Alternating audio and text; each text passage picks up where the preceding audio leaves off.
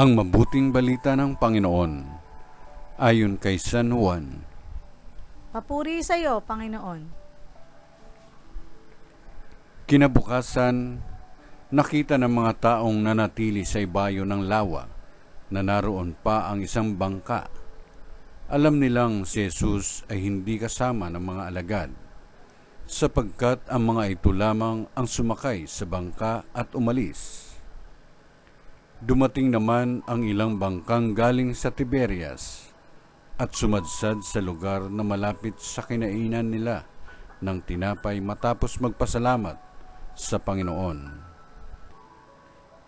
Nang makita ng mga tao na wala na roon si Jesus ni ang kanyang mga kalagad, sila'y sumakay sa mga bangka at pumunta rin sa Capernaum upang hanapin si Jesus.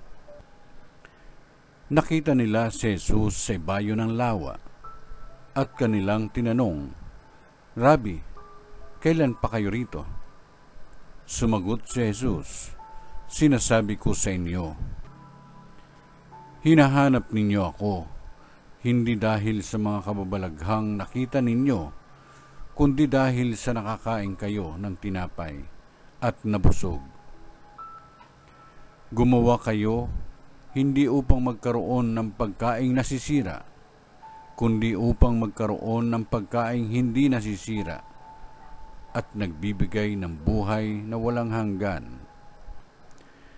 Ibibigay ito sa inyo ng Anak ng Tao, sapagkat siya ang binigyan ng kapangyarihan ng Diyos Ama."